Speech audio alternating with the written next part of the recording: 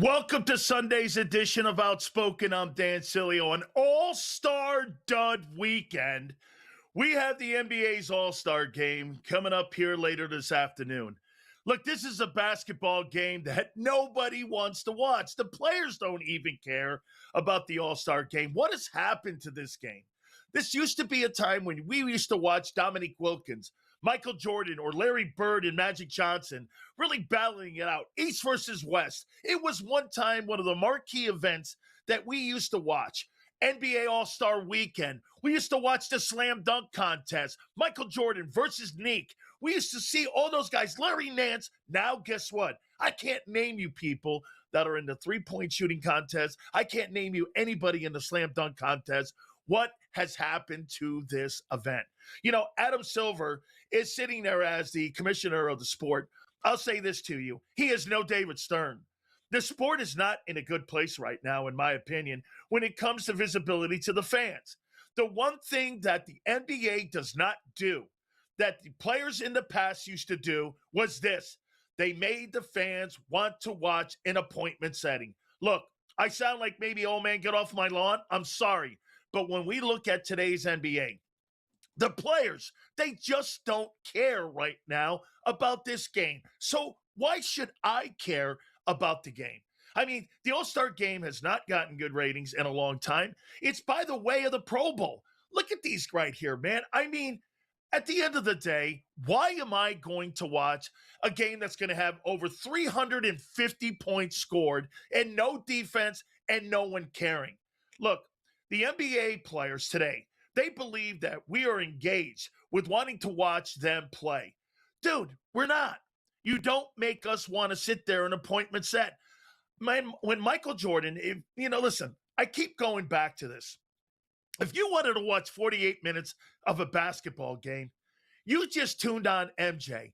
48 minutes up and down the court, playing 82 basketball games. This guy was just absolutely electric to watch. You know, I talk about appointment setting. I talk about needle movers.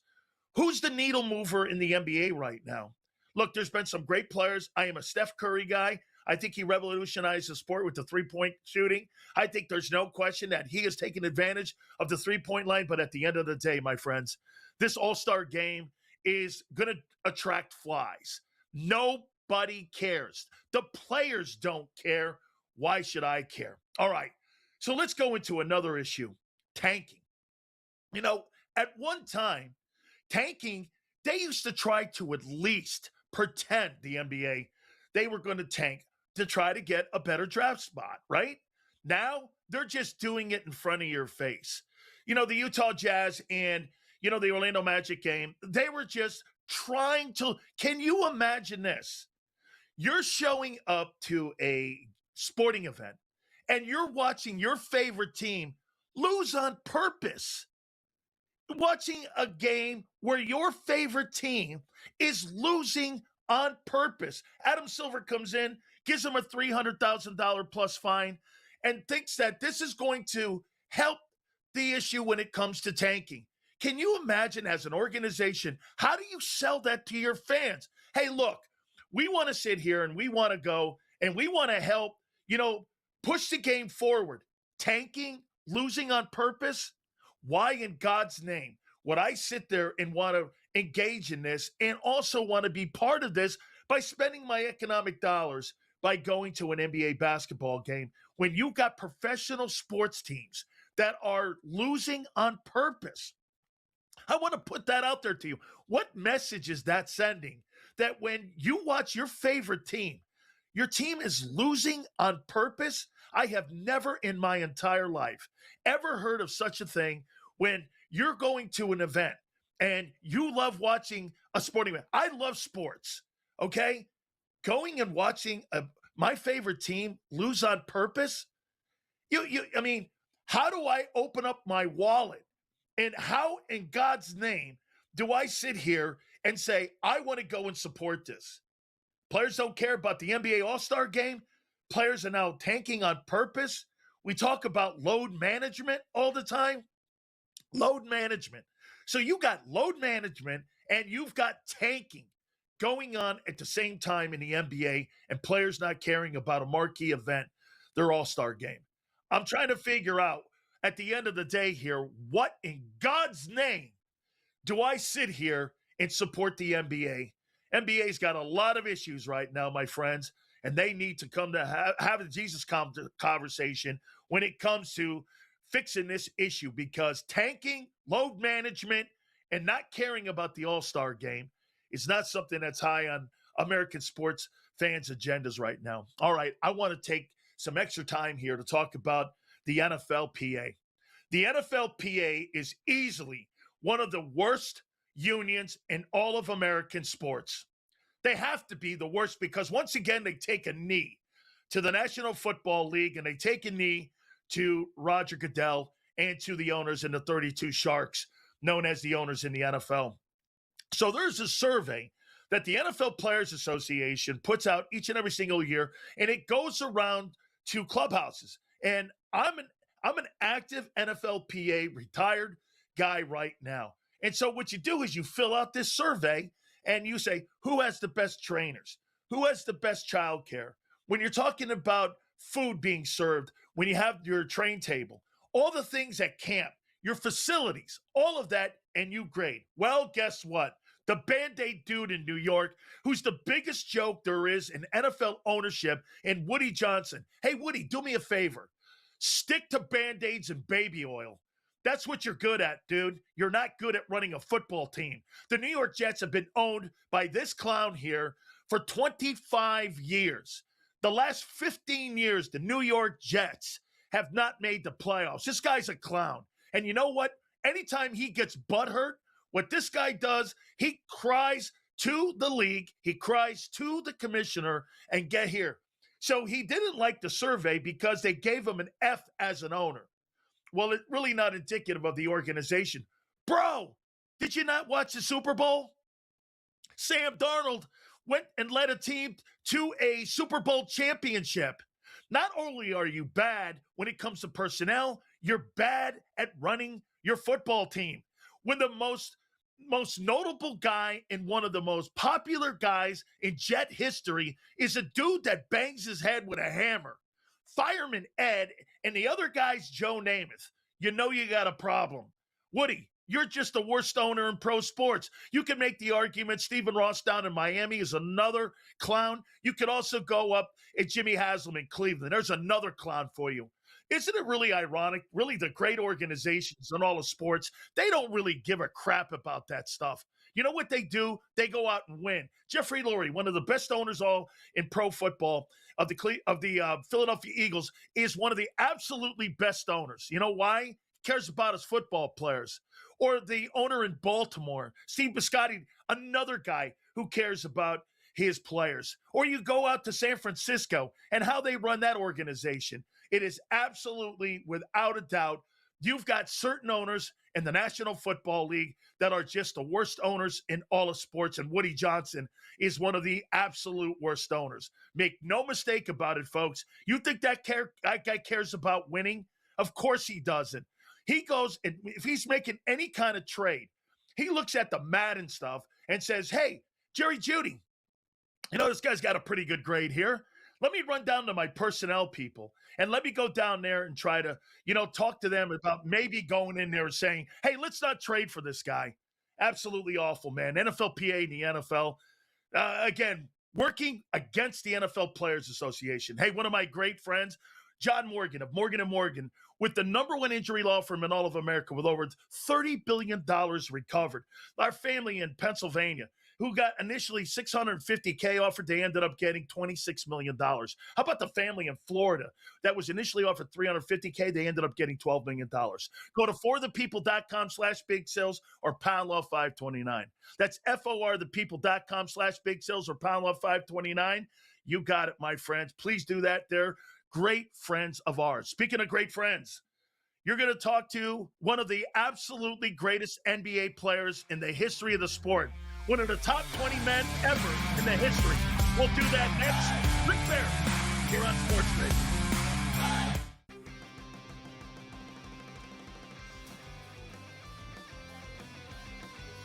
SportsGrid. Class is in session. Today, let's talk about the teaser. A teaser is a multi-leg bet where you shift the point spread in your favor. You get better numbers, but every selection has to win.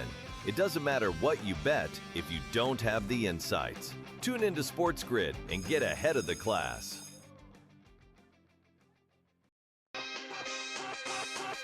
I don't think he was trying to take a shot at the team at all. It was just a plain and simple and obvious fact. I think what's difficult, though, is, and I agree with you, right? I guess I agree with LeBron. The assessment of it all, it's why the Lakers organization seems to be comfortable with that truth, unless they disagree. But again, I don't really know how you disagree. Game time decisions, only on SportsGrid. You guys had 2 weeks to prepare for this game.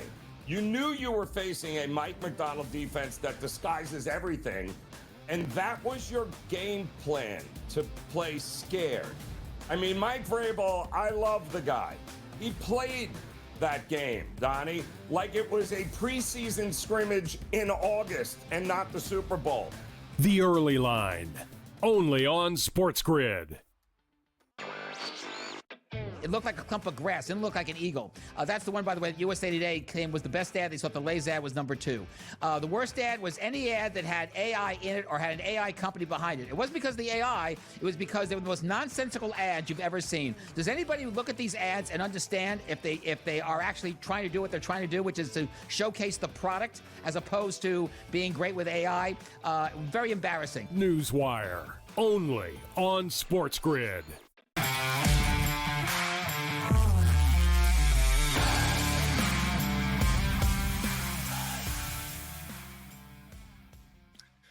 One of the absolutely greatest players in the history of the sport. I'd say one of the top 20 players that's ever played. 25 points a night, has done it all. My friend Rick Barry joins us right now here on SportsGrid. And Rick, I got to start with the All-Star game here. I mean, you know, there's so many problems that are going on with the All-Star game when it comes to visibility. What's wrong with the NBA's All-Star game going into NBA All-Star Sunday? What do you think is wrong with it? Well, it started decades ago. Back when I played, it was an incredibly meaningful game. I mean, we took great pride in that to see whether, you know, you could beat the guys, the great players from the other conference. And then for some reason, I guess maybe because the money got to the point that it was crazy, the players just decided that they were just going to go out and put on an exhibition. And I say decades ago, and of course, the NBA never listens to anything I have to say, that they should call it the NBA All-Star Exhibition, because it's not a game, okay? It's not a game. Now, to their credit, they have tried in the last decade or so to come up with new concepts, new formats to try to get the players to take it a little bit more seriously. This one might have a chance, and I'm really looking forward to seeing what happens. And here's why. I'm hoping that the foreign players all get together and say, hey, let's go out there and show the world that we are great basketball players and go out and try to kick butt in the games that they play, which would force the other guys to not get embarrassed, to have to play to match the other team's intensity to try to win. Now, I'm hoping that happens. Now, whether it does or not, it's really all on the back of the foreign players to decide if they want to do that. Now, conversely, I don't think this would be the case, but it could be that the American players, since this format is there with the world, they want to prove that they're the best, and they're going to go out and play more seriously to prove that point. I think it's more likely that it would be the reverse, that the world players, the foreign players, would take the position that I mentioned first. What the lack of effort, though, Rick? What do you think? Really, it's the money that really has changed the landscape on when you guys played, or when I'm watching Bird and Magic back in the day, was East versus West. There was a legitimate effort, like you said, to go out there and show, hey, I'm better than you. Hey, I want to put a show on for the fans. Rick, every time you stepped on the court, you wanted to put a show on for the fans. When did that dynamic change? Well, it really wasn't. I don't think show is the right word. I never try to put on a show. I just try to play my best basketball and play smart basketball and play serious basketball. And that's the way that we approached it. Now, back in our day, I think the winning team might have gotten $3,000 or something. That was a fifth of my freaking salary. And so the money is irrelevant to these guys as far as what they're getting to do it.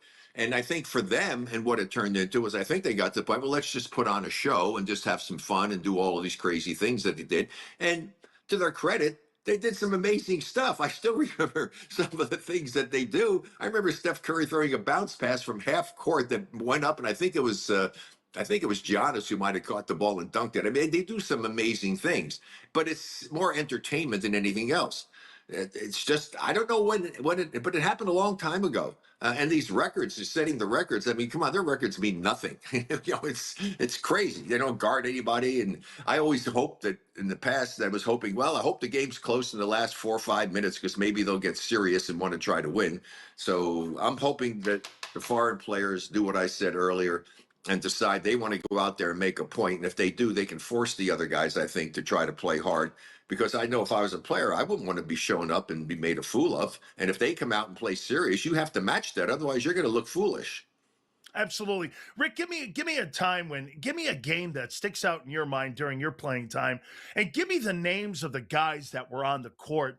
It's a who's who were the NBA legendary players when you played in these all-star games. Give me one that stuck out in your legendary career.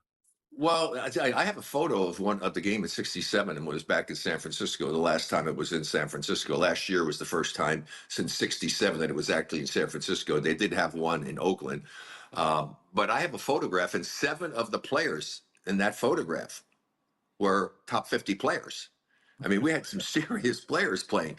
And that one would stick out because the East was loaded. A lot of great big guys. I mean, their front line was Chamberlain, Russell, and Lucas. and we had Nate Thurman was our center, who was absolutely great in that game, and actually probably should have been the most valuable player. And I always felt that you should have 2 awards at every kind of a game like that: a most valuable player and a most outstanding player. I think I was deserving of the most outstanding player at 38 points, which was a record. But Nate was the most valuable player to us, matching up those guys, and had, a bunch of points and tons of rebounds. So I don't know why the NBA doesn't do that. Again, they don't listen to the things that I suggest, because from a business standpoint, they're usually pretty innovative. You get another sponsor, right? You got the most valuable player and the most outstanding player award. But that game was a serious game. In fact, I'll tell you how serious it was. Red Auerbach, the only time ever, got thrown out of the game. The coach. The owner of the Celtics got thrown out of a game. Yeah, well, he was the coach of the Eastern team, and he got thrown out of the game.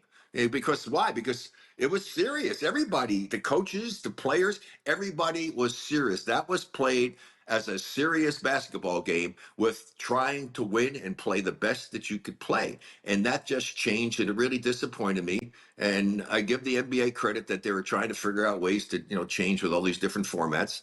And I'm hoping that tonight, maybe this will be the way to do it. But does that mean that next year the same thing's going to happen? I don't know.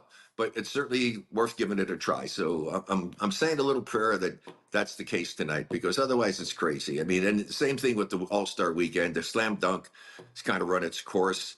How many different things can you possibly do with that? And then the star players don't usually perform in that. But it just shows you the only true one, and makes all the sense in the world, is the 3-point shootout. Okay, a shooter is a shooter. So Dame came out, hadn't even played ball and all. If you can shoot, you're going to shoot. Like I can still shoot. Okay, it's like riding a bicycle. You never forget how to do it. And so he came out and put on a nice show, and that was good. And that's the only one. I liked it when they had Steph Curry playing against the one WNBA player. That was pretty cool. I also thought the other one, the 3-point shooting, they could get guys, retired people or something, and different players from teams, and have that as a team competition in 3-point shooting, because it's the only true competition, because either you can shoot it or you can't shoot it. The other stuff is crazy. The skills competition always came down to the last shot, which was a shot, and had nothing to do with the skills, the other skills. So, I was happy to see, Dave come up and show and do well, and 2 of the great shooters. Hold that, cool. Rick. Hold that. We're going to do another segment here with the legendary Rick Barry, get his thoughts on the second half of the season here. We'll do that next. The legendary Rick Barry continues right here on SportsGrid.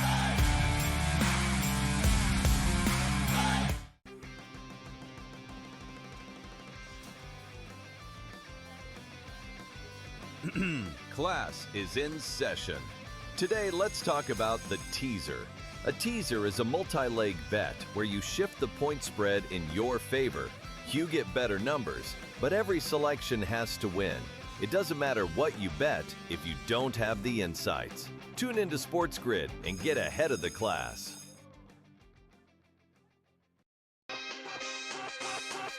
I don't think he was trying to take a shot at the team at all. It was just a plain and simple and obvious fact. I think what's difficult, though, is, and I agree with you, right? I guess I agree with LeBron.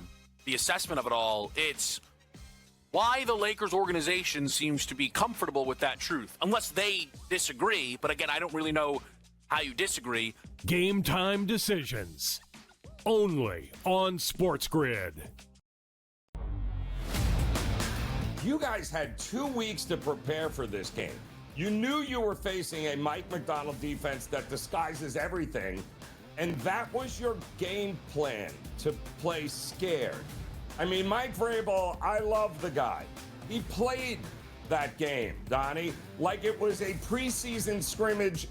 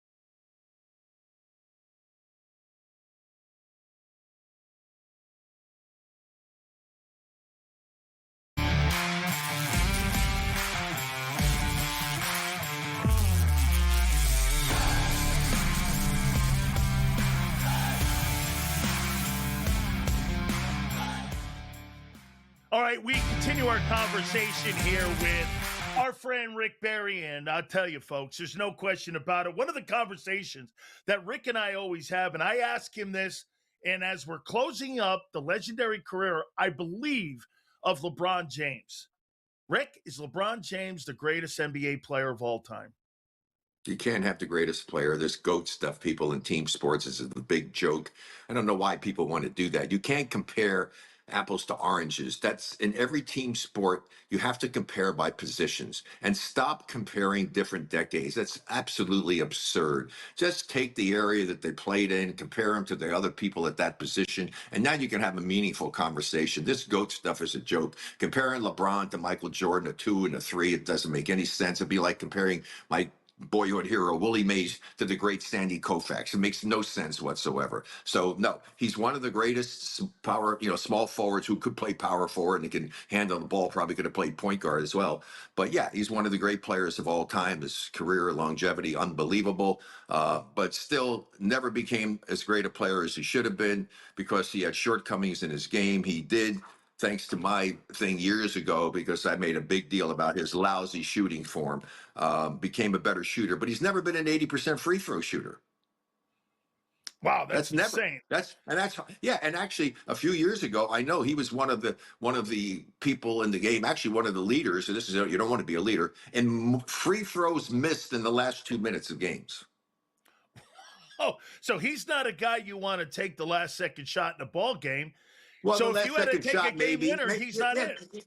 Yeah, not taking the shot, but you don't want him at the free throw line necessarily. So yeah, I mean, he's unbelievable. I mean, just an amazing. I saw him in high school, and I said to everybody, I said, "Wow, is this guy going to be a great player?" But he's got some shortcomings, and I tried to get to him early in his career. I saw things that he wasn't doing that I thought could have been helpful to him. I put an overture out to him, and it was I was never taken up on it. But that is what it is. I got a question on load management. How do you rectify this, Rick? How do you end this? The commissioner came out and fined the Jazz, a couple days ago. It's a massive problem in the NBA. How do you fix it? Well, the only thing, load management, I can understand they're trying to protect people. I can't relate to it myself because I always wanted to play. I hated when we were blowing people out. Somebody brought it up to me the other day when I did an interview that one season. I was 41 minutes I played, 46 or 45 minutes another season. So I played. Steph Curry generally plays about 36 minutes a game. So I always joke when I see all these stats for the star players playing and averaging 36 minutes a game. Well, it's a 48-minute game. Maybe they should only get 3/4 of their salary because it's only 3/4 that they're playing. So... but I can't justify it. But the biggest thing is that there is no way ever a player should be put into the load management situation if it's a Western Conference team going to the Eastern Conference when you only go there once, or Eastern Western, that he should ever be allowed to miss a game unless he is legitimately injured. Absolutely here. Hey, Rick, in 30 seconds here, the tanking. How do you stop that? Well, they can't do it, but they've done it when I've talked about this decades ago, that every game should have money on the line for every player. And this guaranteed contract stuff is the worst thing that could have ever happened. You could have guaranteed a certain amount of money, which could have been millions of dollars. But then every game, every player should have money on the line in every team sport. Every game would be like a playoff game because there's not a player in the world that would ever not play hard if he had money on the line. Absolutely. Rick, we got to do this again. Thank you so much, my friend. Go the U. Thank you so much, the legendary Rick Barry there. Absolutely one of the top 20 players in the history of the sport. We are going to talk to one of the great news people who happens to be one of the greatest sports fans of all time. My friend, NBC's Chuck Todd. We'll do that next right here on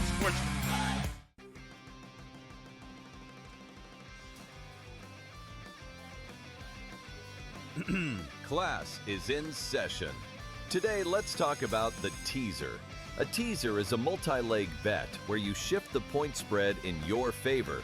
You get better numbers, but every selection has to win. It doesn't matter what you bet if you don't have the insights. Tune into SportsGrid and get ahead of the class.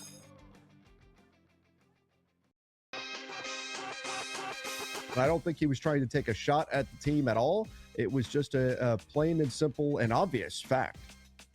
I think what's difficult, though, is, and I agree with you, right? I guess I agree with LeBron. The assessment of it all, it's why the Lakers organization seems to be comfortable with that truth, unless they disagree. But again, I don't really know how you disagree. Game time decisions. Only on SportsGrid. You guys had 2 weeks to prepare for this game. You knew you were facing a Mike Macdonald defense that disguises everything, and that was your game plan, to play scared. I mean, Mike Vrabel, I love the guy. He played that game, Donnie, like it was a preseason scrimmage in August and not the Super Bowl. The early line. Only on SportsGrid. It looked like a clump of grass. It didn't look like an eagle. That's the one, by the way, that USA Today claimed was the best ad. They thought the Lay's ad was number 2. The worst ad was any ad that had AI in it or had an AI company behind it. It wasn't because of the AI. It was because they were the most nonsensical ads you've ever seen. Does anybody look at these ads and understand if they are actually trying to do what they're trying to do, which is to showcase the product as opposed to being great with AI? Very embarrassing. Newswire. Only on SportsGrid.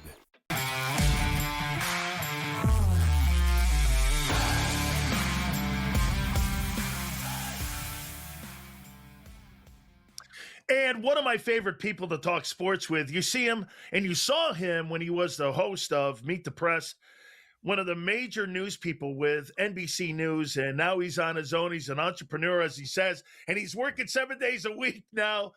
The Chuck Todd podcast here, and he joins us now here. And Chuck, I got to tell you, first we started off, how you doing, my friend? Here, go here with Miami's 41 yards shy of winning the national championship. We were 41 yards shy. We almost got it done there. Mario's really done a nice job with the Hurricane program. Really has. He really has. And, look, I will count myself among those that were 80-20 enthusiastic about Mario. There was the 20 that I was concerned about, the 20 that you follow very closely when it comes to sort of game management, all that stuff. But you know what? All that's happened? One, he did what he said he was going to do, build the team inside out. The trenches are finally looking the way they looked when you were playing. Two, he gets better every year with his coaching staff. He's self-aware. He has made sure he's got experts at different things. And I'll tell you, you know who coached made it better in-game decisions in the national title game? Mario Cristobal. In fact, Cignetti arguably allowed Miami that 41, we never should have had the ball again. They never should have kicked that field goal, right? And they chose, I tell you this, I thought I was ecstatic that we were going to get the ball back with a chance to win the game.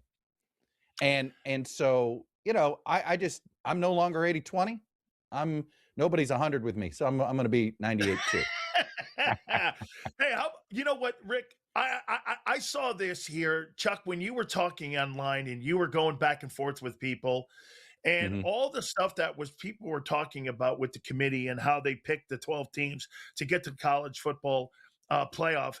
Is there any way and anything that you could look at that would potentially change on how the committee picks these 12 teams? Look, it gets to the less you can look like anything, right? Our trust in systems right now just generally stinks, okay? I don't trust, a cabal of anybody to make decisions in the best interest of anybody other than thinking about themselves. So what do you want to do? Take away as much subjectivity as you can. All right. I get eventually you're going to need somebody to decide, okay, what should the seedings be or who should be playing whom? Fine. You want to put that to a committee, but we've got to get to a situation where the playoffs are earned on the field. And whatever that is, and you let the chips fall where they may. And now this isn't going to happen until there's sort of cooperation between all the major conferences, the 4 conferences. For the life of me, I'm trying to figure out how the ACC and the Big 12 just said, you know what? Sure, Big 10 and SEC, why don't you guys decide what the playoff is and just let us know what the rules are? So ultimately, I just want to make it so that there's, again, let the committee decide who the 1 seed and the 2 seeds are, just like we do in the NCAA tournament. And fine, if you want to make the last 2 picks part of a committee, fine. But those first, 8 to 10 spots have to be earned on the field. They have to be metrics on the field. Maybe you have to finish. If you don't finish in the top 2 in your conference, you're subject to the committee. If you don't, whatever it is. But I think we've got to get to a situation where you just take subjectivity out of it. To me too, Chuck, I mean, what you just said though, okay, committee, that's already a problem for me because it's a beauty contest. I mean, and like you said also with the Big 10 and the Southeastern Conference, the power that they swing right now, and you got to add Notre Dame into that as well. Right. I mean, I'm not sure the committee, I mean, when I played, you had all the sports writers, right? They were going to pick the bowl games mattered. Now you have a committee here. I mean, anytime you're in front of a committee like that, that means it's a beauty contest. And that's where my big problem is with it. What's interesting here, Dan, is that I actually think it's Miami's initial success. Okay. That drove the SEC crazy. And is why they spent, I mean, think about it. Miami wins 4 titles in 8 years, plays for the national title, a piece of it, the other 4. Okay. Yeah. Every single year. There was an argument to be made. Well, maybe I remember 1990, Miami was easily the best team in college football. The problem was we lost 2 games, right? And the way that system worked, it just was what it was. That damn BYU game, remember the opener? Oh, I'm sure you remember it, right? Elevation, all the crap that goes with that. But the point was they were tired of Miami sort of, in their minds, hacking the system, right? That they were able to do this. And it wasn't just Miami. It was Miami, Florida State, and Notre Dame who were proving you didn't need a conference. In fact, the conferences kept you, the view was the conferences kept you away from being able to win national titles. When you had Florida State, Notre Dame, and Miami essentially dominating that decade period. So then, and BYU, which also kind of was an independent, even though they were a part of a conference, but they weren't really, right? They snuck a title in there too. You throw all of that in there. So they kept trying to devise a system that rewarded the conferences. And this entire time, they've been trying to wrestle college football so that that the SEC conference was rewarded more. And they've succeeded over the years. The top four system allowed the SEC to be the most dominant. And it looks like now, the minute you expand it, we'll be finding out that the SEC, as a friend of mine said, all the SEC has over the ACC is better stadiums. Okay, and that's true. It is. Look, Arkansas gets 80,000. NC State does not, right? But it's just as hard to play in Fayetteville as it is to play in Raleigh. Okay, the hardest thing to do in college sports is win a conference road game. The single hardest sport to do that in is basketball. But it is hard to win a conference road game. I don't care if you're playing at a small stadium in Dallas at SMU or you're playing in the Egg Bowl in Stark Vegas. Absolutely here. Hey, name, image, and likeness. Mm-hmm. Do you like it? Do you think it's helping college sports, or do you think it is a negative for college sports? Look, I think it is more positive than negative. And when you look at there are families whose lives are being transformed by it, and we got to realize that it is lifted boats. It has given people a viable way to earn money in a sport without having to be one of the 1%. We've now allowed, I think what NIL allows is essentially the top 10% of the best basketball and football players are now going to earn a nice, have a nice nest egg, right? Some of them, it could be life-changing, and some of them, it could be just allowing yourself to get a head start. So ultimately, but like everything, and this happens in our government too. Whenever the courts essentially legalize something, you don't have a structure for it to do it, right? The courts, whenever the courts have gotten involved in federal policy, whether social policy, it creates a mess, right? They're like, well, we gotta allow sports gambling, but Congress never intervened and put some parameters on it. Well, we got to allow the players to earn money on the side, but then there was no entity, you're being asked to put it in. You can't let the courts make these decisions. That's why it's so screwed up. A form of this makes a lot of sense. And now we're going to do this backwards. We're eventually going to have collective bargaining among players. Whether you love it or hate it, it's just the reality if you're going to want to try to create some sort of contractual obligation between a player and a university. But it's the implementation that is ridiculous. And this is what happens when you have feckless leaders that simply allow the courts to dictate change. Absolutely. And nil to me now means this, Chuck. Now it's legal.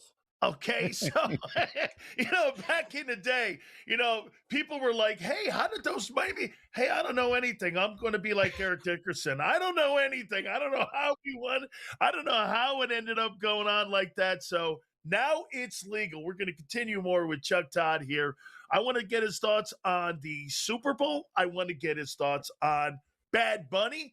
Also, the president of the United States, he ended up pardoning some people, and I want to get his take on that. We will talk about athletes going to the White House. That's all next, right here on SportsGrid. You wouldn't have your ex officiate your wedding. Do you, Jake? Liar? Cheater? Gaslighter? So why have anyone but America's largest injury law firm handle your injury case? With over $30 billion recovered for our clients, there's a reason to go big. Gaslighter, coitus crier, he's got more red flags than a bullfighter's attire. Morgan & Morgan, America's largest injury law firm.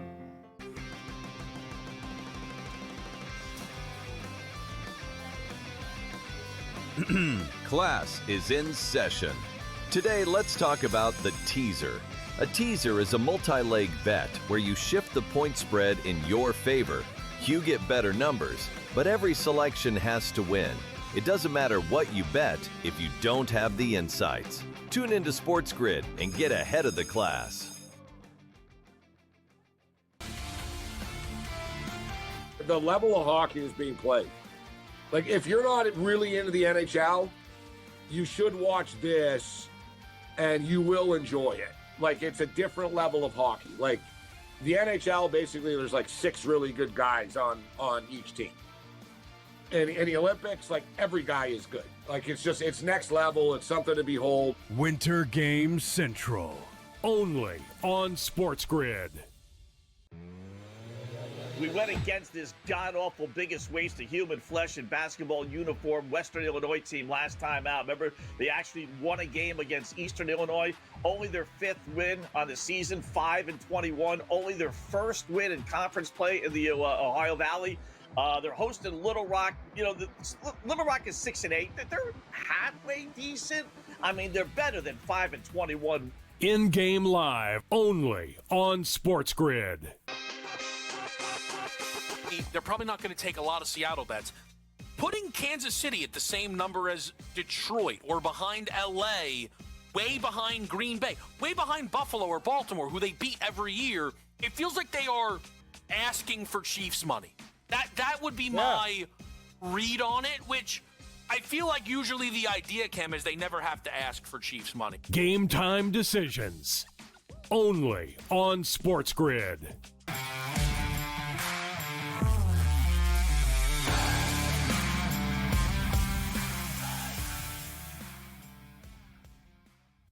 All right, we talk more here with our friend Chuck Todd here on Sports in the World of Sports here. And funny, we were just talking in the timeout here about a little more on nil here. And like, you know, you're seeing more programs like, you know, Indiana. Look where Indiana, as you know, I mean, Chuck, we only know them for college basketball and Bob Knight. Right. Look what nil has done to a program like that. It rose from the ashes now to be the national champion. Nobody would have ever thought that. So maybe that's one of the positives that we're seeing also with nil.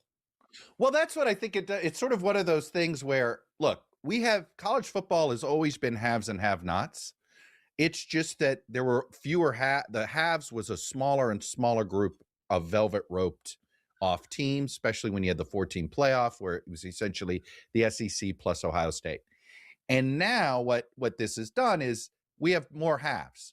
I'd say 40 teams now can legitimately build a program to win a national title. Think of Arkansas.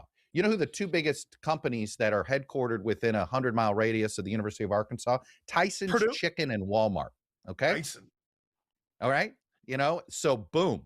If they choose to spend their money on baseball and basketball, for whatever reason, they don't spend it on football. But if they get a Kirk Cignetti-like figure that fires certain donors up, think about all of these huge universities with a large alumni base like Indiana. You know, if you're Wisconsin now, there's no excuse for being the 8-4 guys that just have an interesting offensive line and produce an occasional running back in the NFL, right? You have a massive alumni base that if you can somehow pool together, like that's always been Miami's problem. Everybody said, Miami doesn't travel. Miami travels. It's just our alumni base. It's like it literally 10% of what the University of Florida's alumni base is. That's right. So I do think Indiana, if you're Oklahoma State or if you're any of these big land grant universities that have 100, all these alumni around the country, you can picture, at least in the Power 4 structure, especially if you've got a revenue stream and you've got a major market, and Indiana has all that with Indianapolis. It's doable. Look, Texas Tech, right, with Cody Campbell and what they're pulling off over there. So this to me, like, the sleeping giant of our lifetime has always been that school in Phoenix, Arizona State, right, who has a growing alumni base. They have money. They just don't seem to know how to build a program. But they may be getting there now with a good coach and a good thing. So I do think that's kind of fun, is that we'll now have about 40 programs that can win a title instead of, say, 15. Chuck, I the game was boring, Super Bowl 60, but the big outcry was Bad Bunny. What was your takeaway? Because listen, you had a political take on both sides of this, on how you saw that and what he was going to bring. It was like it kind of divided the NFL fans. Did you have any kind of takeaway on that whole thing there with Bad Bunny? It was one of those where I didn't really have a hard take. I knew what the NFL was doing. The NFL's constantly trying to expand their fan base. And, they're like, look, growing Latino fan base. I mean, I remember when the University of Miami was on the rise in the 80s, the goal was, hey, can Miami engage the Cuban community in football? That's right. And that first generation of players with Mario. Remember a guy named Julio Cortez? I'm sure you do. Oh, you bet. You bet. Love him. He was, in some ways, I mean, I know George Myra has Latino roots as well in that, but Julio Cortez really, for the local community, I think really sort of said, hey, don't just assume all Latino guys are soccer players and baseball players. Right. And so I get that part of it. Here was my takeaway. I'll be honest. I didn't like, growing up in Miami, you can speak Spanglish, as I used to say. So I certainly I could understand thematically what he was up to. It looked familiar to me. I'm sure it looked familiar to you, right? Seeing the dominoes. I'm like, hey, that's South Florida. That's Caribbean Latino culture. I recognize it. But I imagine if you lived in Stillwater, Oklahoma, that was like, whoa, what the hell is that? Right. And so I do wonder how much, if you lived in a community that has quite a bit of Hispanic population, and you and I have both been to our shares of quinceañeras and Latino weddings and know that sort of culture, and it's very familiar. But if you're not, you're like, what is that? So I imagine it really was a divide based on geographic experience more than anything else. That was sort of my takeaway. And I think Bad Bunny, I'll give him credit. He realized that he was under a microscope. So he tried to make it as celebratory as you could about the culture itself. And he seemed to take his own, he seemed to keep in check any maybe direct political hits that he wanted to take. I have to ask you this. I'm going to put you on the spot here, Chuck. Mm-hmm. If you won a gold medal and the president of the United States invited you to the White House, would you go? I would. And I think because I view it as the office of the presidency. I view it as the White House. And you know what the history books note? Gold medalists visit the White House. And then it'll say, oh, which year, who was president at the time? We have a lot of presidents. And there's always going to be some people that love that president and some people that hate that president. But it's a symbol to celebrate, where America celebrates success. And I understand if some athletes feel as if they don't want to be used as a political prop, right? And that I'm sensitive to those that say that, hey, I don't want to be used either way, right? I think you have some that say, hey, I didn't sign up to do any politics. So I understand that, but ultimately I would advise any athlete, look, this is not about the moment. This is about the history books. So ultimately that's where but I live in history. I love it. I lionize it. I feel like there's always a ton of lessons to learn from it. And I always think that, history is always kinder to the present than you realize. So that would be my advice. But I understand our politics and look at how quickly you can get canceled on either side of the aisle if you show up and say anything these days. And so if you're just trying to make money as an athlete, I understand the concern, but I would go in there and say that. And, look, I saw Mike Ditka come to the White House to celebrate the Bears because the Bears never got their that nearly undefeated team, that Bears team never got to go to the White House because it happened. The Challenger incident happened, the explosion. So it was like, it got delayed and they never got to go there. So Obama, being a Chicago guy, invited the team, and Ditka even acknowledged, he goes, he's not my guy politically, but I love America and that's why I'm here. You got it. Chuck, thank you so much, man. We got to do this again. I love talking sports with you, my friend. Sileo says we'll do that next. The great Chuck Todd. Keep it right here on Sports. You guys had 2 weeks to prepare for this game. You knew you were facing a Mike Macdonald defense that disguises everything, and that was your game plan, to play scared. I mean, Mike Vrabel, I love the guy. He played that game, Donnie, like it was a preseason scrimmage in August and not the Super Bowl. The Early Line, only on SportsGrid. Super Bowl Sunday, about $870 million was traded. Again, I caution you, that is not the same as sports betting handle for a variety of reasons, but we also saw Nevada sportsbooks, which includes Las Vegas, only took about $133 million in handle. That was its worst performance in the decade in terms of total handle on the game. Now, we don't have ratings, we don't have a lot of other things. There's a lot of reasons for that. Newswire, only on SportsGrid. The Patriots postseason to the worst regular season of the last umpteen years. Fair enough? Fair. All right. So the Patriots postseason, they averaged 1.13 points per drive, okay? Mm-hmm. The winless Cleveland Browns about 10 years ago averaged 1.22. The Craig Carton Show, only on SportsGrid. So you know Gary Bettman wants the USA to win because he knows the bump that they can get out of this. Canada wins, and it's like, yeah, whatever, right? And the level of pressure on Canada in this is next level. It's like it's equivalent to like Argentina in soccer or something, Brazil. It's one of those like, yeah, if you lose, don't bother coming home. Winter Game Central, only on SportsGrid.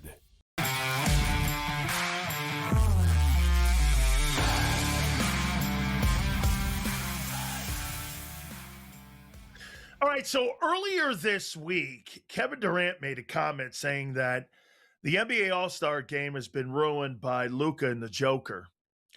And you can read it here. He says, read between the lines. You should ask the Europeans, the world team, if they want to compete. Look at Luka.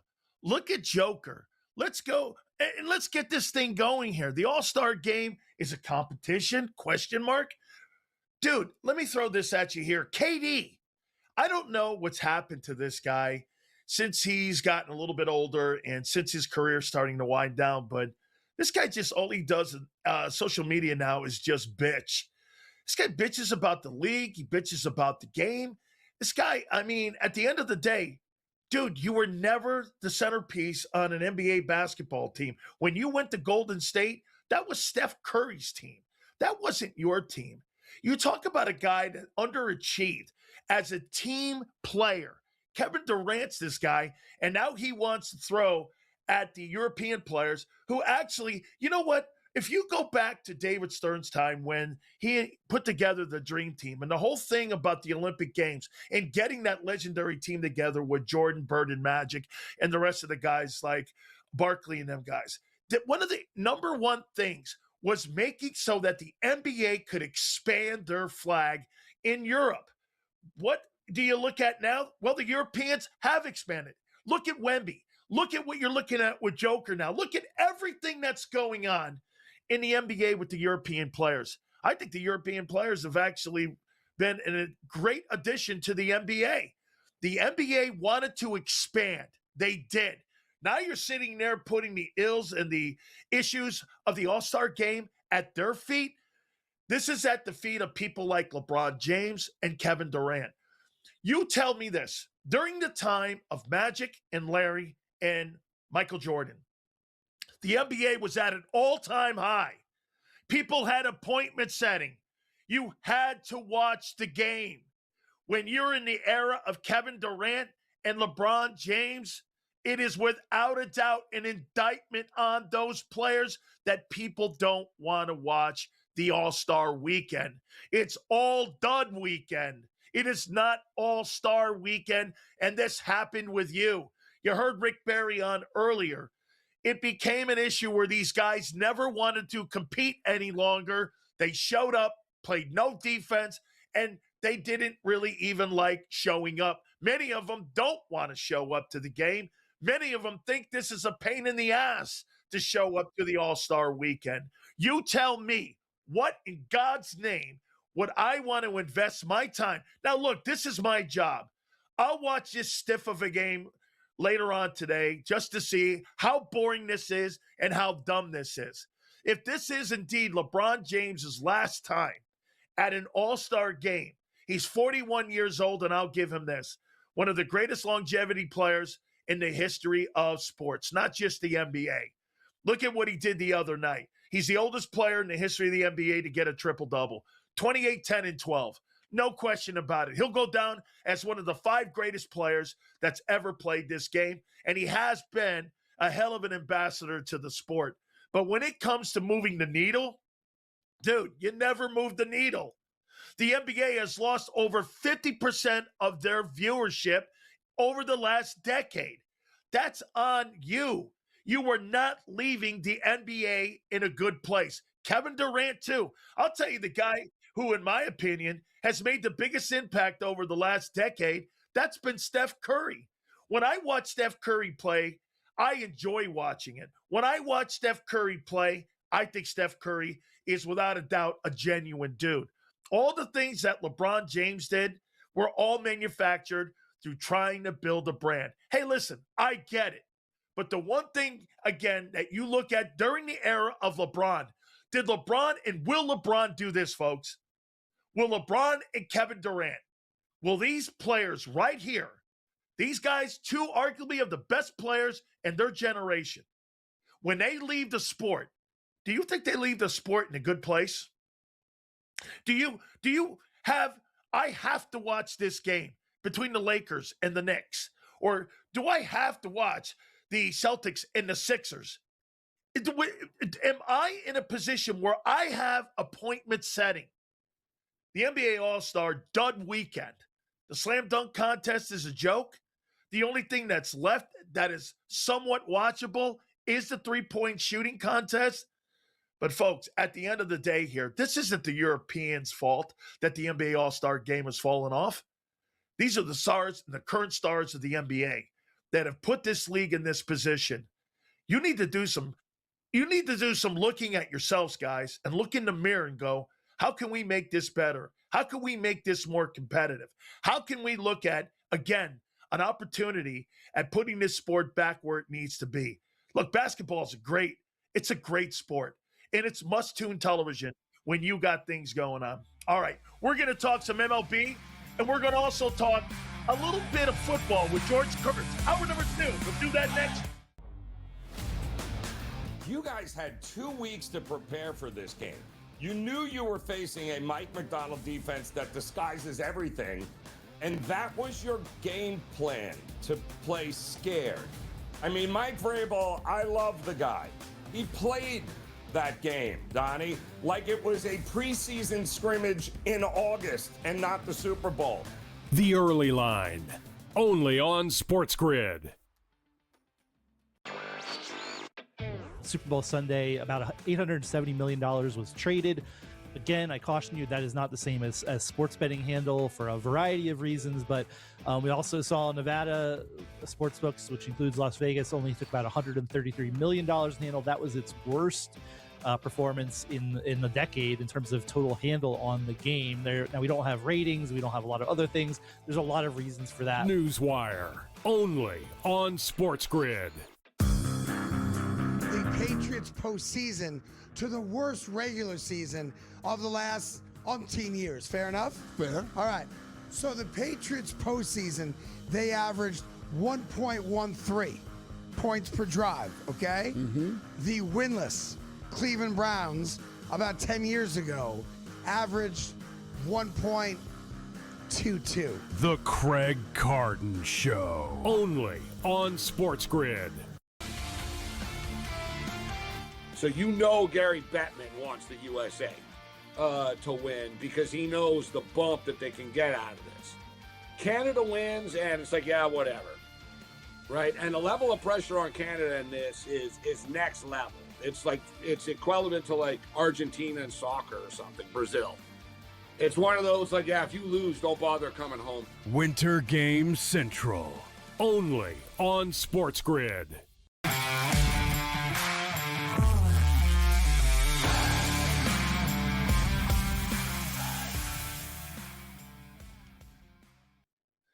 Hour number 2 here on Outspoken here, Dan Sileo here, and I got to tell you, pitchers and catchers. This started this week, and you want to hear this too, Major League Baseball. This week we're going to get exhibition games. So let's start some Major League Baseball talk here with our friend George Kurtz. He joins us now here.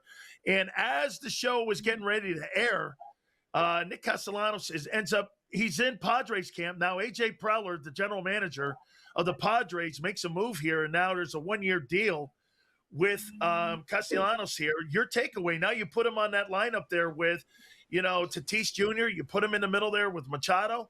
The Padres, again, I mean, they spend money now, which they didn't in years past. What's your takeaway, especially since how that whole thing ended in Philadelphia for him? It's a strange situation, right? We just don't hear this. I mean, you and I are older, right? So we've been around since the 70s and all the stuff that went on there. It's a different game back then with what you can get away with. Today, with all the cameras, you don't see someone having a beer in the dugout, right? You just don't. He got into the fight with the manager. It's almost like he wanted to make sure he was going to get out of Philadelphia, which I find strange for a team that's competitive each and every year. But, hey, we all have our issues. He had to move on there. Now, listen, Tatis is great. Machado is great. But they're all right-handed. When he was in Philadelphia, you had Schwarber and Harper. You're going to face some left-handers there. Now, you're also playing in a bandbox in Philadelphia, right? Small ballpark. Very good hitters ballpark. San Diego's more neutral. Last year, look at the numbers here, 17 home runs, 72 RBIs, batted .250. It's okay. I don't know if those numbers improve. I just don't know if they're going to improve in San Diego. I don't see that. They're saying he's going to play all over the place, little DH, little first base, little outfield. I think it's going to be pretty much not a strict platoon because he'd be on the wrong side of the platoon against the left-handers only, but he's not going to play every day either, maybe 4 days a week, 5 days a week. He's not the player he once was. Let me ask you about Dave Dombrowski. I knew Dave when he was down with the Florida Marlins, and he was there with Larry Bindfest, and they were building that minor league system. He goes up to Detroit, did some great things there. Obviously, when he was in Boston, what's your takeaways on what he's done with Philadelphia right now? I mean, if you look at it here, George, I mean, at the end of the day, there's a baseball team. If you look a year ago, you could probably make the argument the 2 best teams in the National League were the Phillies and the Dodgers.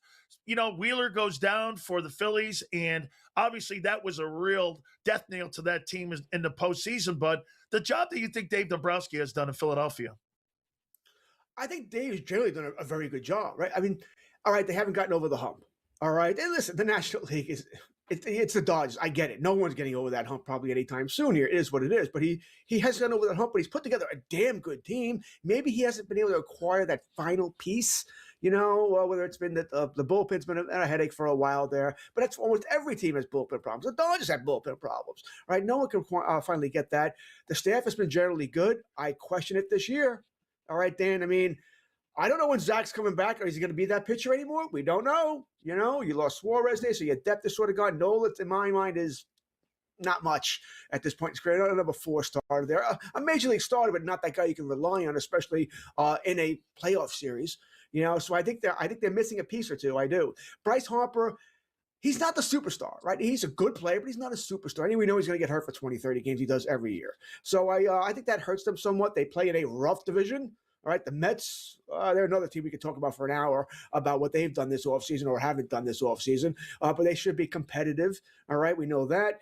They land the Braves. I think they're a pitcher or 2 short as well, but they're going to be there. Washington and Miami still working things out there. But it's a tough division where you can't afford to make too many mistakes here or have too many shortcomings. So I think he's done a good job, but I don't think it's finished. I think he needs to add more. And maybe this year more than any other, at least in the last few years, he needs to add more than he has in the past. Let's start there with the Dodgers. I mean, Andrew Friedman, I knew him when he was in Tampa Bay, and he was there with Joe Madden. He was running, that Rays system, and he was doing such a great job by building that baseball team. He goes to the Dodgers. You could put him in the conversation, George, with Dale Epstein as one of the best general managers over the last 25 years that has really made an impact. Look at what he's done with the farm system. Look at what he's done by adding people, obviously, like Shohei Ohtani. Are the Dodgers good for baseball, in your opinion? When you look, and it's a $401 million payroll, 401. I mean, are they good for baseball? And it's actually the payroll is much higher, right? The deferred money they're going to pay in years would be whatever. Yes, I think we need a villain. We need a villain, and the Dodgers are the villain, right? We love let's go chase down the bad guy. It was the Yankees in the 70s and the Yankees in the 90s, whatever team it was in the 80s. And then, the Patriots in football. It was the Cowboys, the Steelers. We need a villain, a team to hate. And if you're not a Dodger fan, you now hate the Dodgers. And I'm not talking about whether the baseball system is broken, the monetary system. That's their problem. They'll figure it out here. But I do think it's good to have a villain. All right? Look at football this year, Dan. They're all good teams. Nobody that we can't stand this team. There's no that Super Bowl was like, you got to be kidding me. It's like watching paint dry for a while. All right, so I think it's good to have a team to hate. I do. The Dodgers may have gone a little overboard. The Kyle Tucker thing. Did you really need to add him, guys? Really? Or because you batted 202 in the World Series? All right. Listen, I'll be the first person to tell you the Dodgers shouldn't have won the World Series. The Dodgers didn't win it. The Blue Jays lost it. All right. Then they should have won that, really. And you can make an argument that the Dodgers saw the same thing the year before. So, I do think it's a good thing to have a villain. I don't want it to be like football where everyone's parody, everyone's about the same here. I like having a team to hate. So, George, I tell Met fans this every October. True Met fans turn their hats inside out, and they turn back into Yankee fans. So they go get Bo Bichette. I mean, hey, 69, 73, 86, 2000, SNY Network, they keep running that on a loop. They get Bichette in there, but it's a one-year deal. Is that a good deal for the Mets in adding him to that roster? Depends how you look at it. You want a half full? You sure, good hitter. Right now, he's not playing in Toronto anymore. That's another bandbox. Remember, they moved those fences in, which they never really had to do in the first place. Artificial turf as well. It's certainly going to help your average, boys. Now you're playing at Citi Field, which is more of a pitcher's park, all right? So that's going to change things around a little bit here. Plus, you're going to a different league here. I know interleague play, you see all these guys anyway, but it generally does take a little adjustment period. Hey, plus you're going to play in New York. All right, I'm sure the Met fans will accept him just fine if he goes 1 for 17 the first week in March, or the first week of the baseball season, right? Now, they'll just be just fine there. My problem with the Mets is this. First of all, Stearns lied to us. All right, we got rid of Alonso, McNeil, and who was the other guy? Because their defense is terrible, right? I couldn't take it anymore. Nemo was the other guy. And then you add Polanco, who's never played first base, but he's going to play first. Remember, he's a middle infielder who couldn't catch the ball in the middle infield, but sure, he'll be fine at first. Bichette, who no one wanted to play shortstop because he's a terrible shortstop, but third base, he'll be fine, no problem. Soto's the worst right fielder in baseball. Let's move him to left field. I'm sure that'll work out dandy. All right, the catcher has defensive problems as well. Lindor took a big step back defensively last year. I mean, I don't know if they can catch the ball. I think they'll hit fine. The pitching staff, I like McLean. I think he's going to be an ace. So I like the youngsters here, but it's a lot to ask of these guys. You don't have that true ace. Peralta's a nice guy, but I don't know if I put him in the true ace category. But I think they're a good team. I do. Do I think there could be some problems like last year? Yeah. What was going on in that clubhouse? That's why these guys are gone. It had nothing to do with defense. Right? I'm not saying they were the problems, by the way, but they may have been the guy fighting with the people who were the problems, and maybe they couldn't get rid of player A because he's making too much money, so they got rid of players B, C, and D. You got it, my friend. Hey, listen, folks, our great friends at Morgan & Morgan, the #1 injury law firm in all of America for a reason, and that is because they win. They're the #1 injury law firm in the world. So again, I tell you the stories about the family in Pennsylvania that was initially offered $650K. They ended up getting $26 million in a settlement. Or a family in Florida that was initially offered $350K. They ended up getting $12 million. It is family run, family owned. Folks, Ultima Morgan and John Morgan started this firm years ago, and they wanted to make sure that you understood that families across this country will be, without a doubt, defended by Morgan & Morgan, the #1 injury law firm in all of America. Go to forthepeople.com/big cells or pound law 529. That's forthepeople.com, pound law 529. Do me a favor, folks. Make sure you please check our friends out. We are going to talk more with Cam Stewart. We are going to get his thoughts. His favorite team, his favorite team, the Seattle Seahawks, end up going on and winning a Super Bowl. So, Cam, is this going to be a football team that is going to be around for a while, or are they going to be a one-year wonder? I got to tell you, again, are they going to be around, or will they take a step back? Cam Stewart next. What? You guys had 2 weeks to prepare for this game. You knew you were facing a Mike Macdonald defense that disguises everything, and that was your game plan, to play scared. I mean, Mike Vrabel, I love the guy. He played that game, Donnie, like it was a preseason scrimmage in August and not the Super Bowl. The Early Line, only on SportsGrid. Super Bowl Sunday, about $870 million was traded. Again, I caution you, that is not the same as sports betting handle for a variety of reasons, but we also saw Nevada sportsbooks, which includes Las Vegas, only took about $133 million in handle. That was its worst performance in the decade in terms of total handle on the game. Now, we don't have ratings, we don't have a lot of other things. There's a lot of reasons for that. Newswire, only on SportsGrid.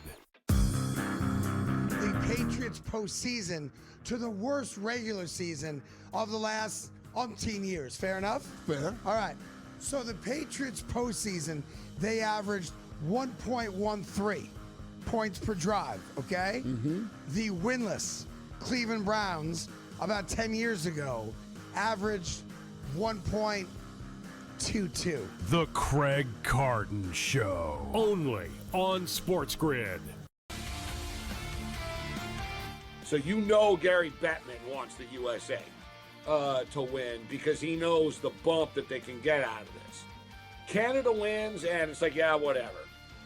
Right? And the level of pressure on Canada in this is next level. It's like, it's equivalent to like Argentina in soccer or something, Brazil. It's one of those like, yeah, if you lose, don't bother coming home. Winter Game Central, only on SportsGrid.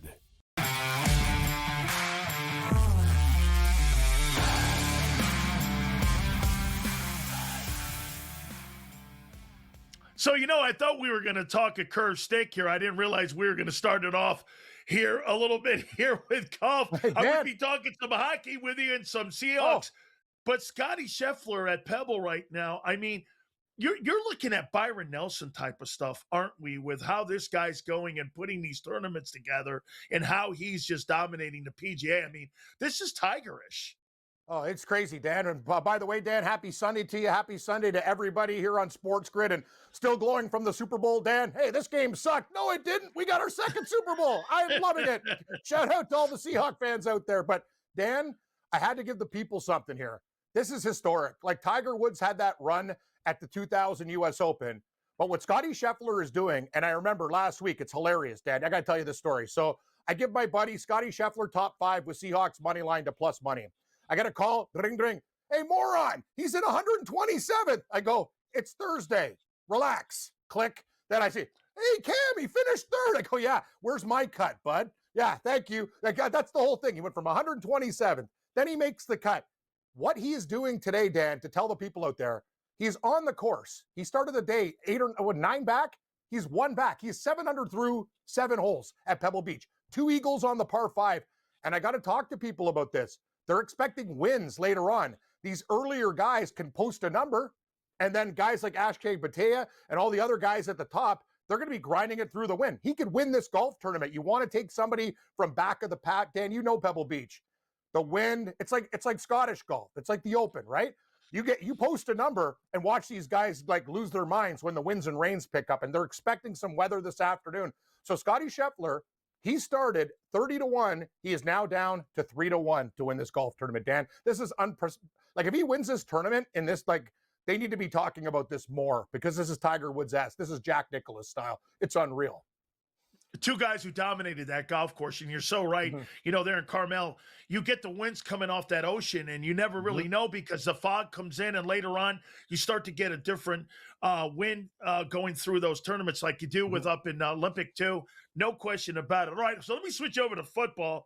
So you enjoyed yourself there with the Seahawks. I'll ask you, man, right out of the gate here, do you think that they're a team that's going to be here, or do you think they're one of these one-year wonder type teams? Or do you think what John Schneider has done, the general manager, he's built this football team for the next 5 years? Oh, John Schneider, in my opinion, Dan, he deserves, like, he's MVP. You can give it to Kenneth Walker all you want, but what he's done with the Legion of Boom and the dark side now with this defense is nuts. I know everyone's saying, oh, Drake Maye was hurt, whatever. You got sacked 7 times and you were getting killed the whole game. You know defense, Dan. You played football. These guys are absolute ball hawks. They have a system. Even guys that were hurt, like the kid from Notre Dame in the 5th round, he had a sack in the game. The guy's hurt all year. They're bull rushing the Patriots. Obviously, Campbell couldn't handle it. Their tackle, he got dominated. And that's the thing. Seattle, they're already under the cap.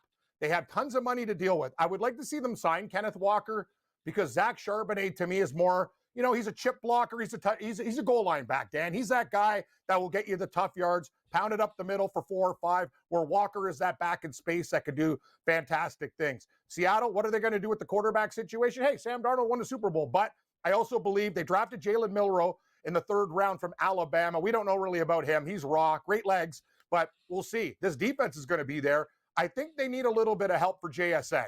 That's the one thing. They're talking about Cooper Kupp's getting a little bit older, but Dan, can you imagine this team with another receiver to go with JSN and what they can do with that, and the offensive line's getting better. They drafted well. So, hey, kudos to the staff. Kudos to John Schneider. They went out and got Gray Zabel in the 1st round of the draft. Nick Emenwara from South Carolina turned out to be an absolute steal. He only got dropped because he got hurt when he played college. They stole him. He should have been a 1st-round pick, in my opinion. So, yes, Dan, they got money. I'm very, very thrilled about this team because, trust me, I remember the old days of Stan Gelbaugh and Kelly Stover. I told you the story last time. Like, the Seahawks had some lean years. When I was living up in the Arctic, they sucked. Like, they were a 2-win football team. They were one of the worst. They were the worst team in the league. And now, all of a sudden, they're back. It all started kind of with Dennis Erickson in that draft they had with Sean Springs and Walter Jones, where they got 2 of those guys in the 1st round. And after that, they started building into a playoff team and then a good team. But Dan, as you know, you're a football maven. You know what's going on. That division's stacked. The 49ers are going to be back. The Rams have tons of great players. And Arizona had a rough year. They were ravaged by injuries. So let me throw this at you here. The combines are this week. This is what agents and general managers, this is like a convention that people are going to be at this coming weekend when it comes to like trying to make deals. Could you see John Schneider going after any potential free agents? There's word in Philadelphia that they would move A.J. Brown. Can you imagine A.J. Brown and JSN playing together in Seattle? Would he do something like that? Or do you think it's going to be more draft related? I think it's going to be draft related. And Dan, what an interesting question, because I look at A.J. Brown and go, that's the perfect type of receiver you need for a guy like JSN who you could move around and put him anywhere. You can put him in the slot. You can put him, like, that's what they do. And that's why they were so successful. And he's a deep threat. You get a long, lean, tall guy like Brown catching balls. And that's the thing. He'll catch contested balls. But Dan, you know the game. Do you really want to bring this guy in? That's the thing. Seattle's got a good thing going right now. They like each other.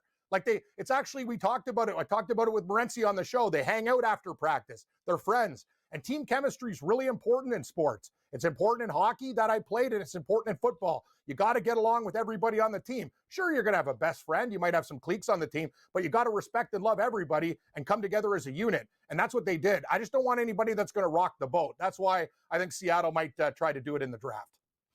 I have to bounce the basketball to you here and ask you, Sure.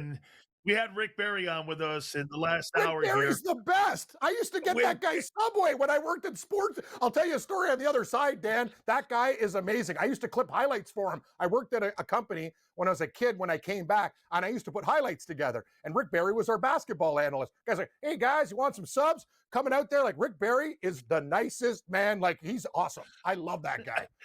Absolutely. Well, hey, 30 seconds. Can they save the NBA All-Star game?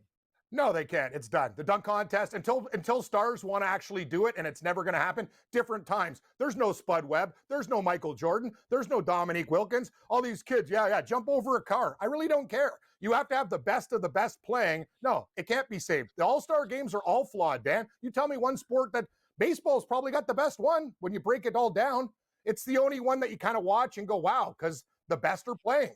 Like the NBA All-Star Game's a gong show. Like I'll bet it today because I love to bet, and we work at a betting company in SportsGrid. But I'll tell you something, it's a dog's breakfast. It reeks. All right, I want to dog's breakfast. I love it. It is. All right, we'll talk a little Daytona 500, and we'll get that Sure. Rick Barry story on the other side. Hamster will continue here on SportsGrid.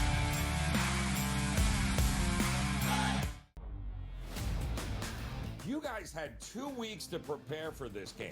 You knew you were facing a Mike Macdonald defense that disguises everything, and that was your game plan, to play scared. I mean, Mike Vrabel, I love the guy. He played that game, Donnie, like it was a preseason scrimmage in August and not the Super Bowl. The Early Line, only on SportsGrid. Super Bowl Sunday, about $870 million was traded. Again, I caution you, that is not the same as sports betting handle for a variety of reasons, but we also saw Nevada sportsbooks, which includes Las Vegas, only took about $133 million in handle. That was its worst performance in a decade in terms of total handle on the game. Now, we don't have ratings. We don't have a lot of other things. There's a lot of reasons for that. Newswire, only on SportsGrid. The Patriots postseason to the worst regular season of the last umpteen years. Fair enough? Fair. All right. So the Patriots postseason, they averaged 1.13 points per drive, okay? The winless Cleveland Browns about 10 years ago averaged 1.22. The Craig Carton Show, only on SportsGrid. So you know Gary Bettman wants the USA to win because he knows the bump that they can get out of this. Canada wins, and it's like, yeah, whatever, right? And the level of pressure on Canada in this is next level. It's like it's equivalent to like Argentina in soccer or something, Brazil. It's one of those like, yeah, if you lose, don't bother coming home. Winter Game Central, only on SportsGrid.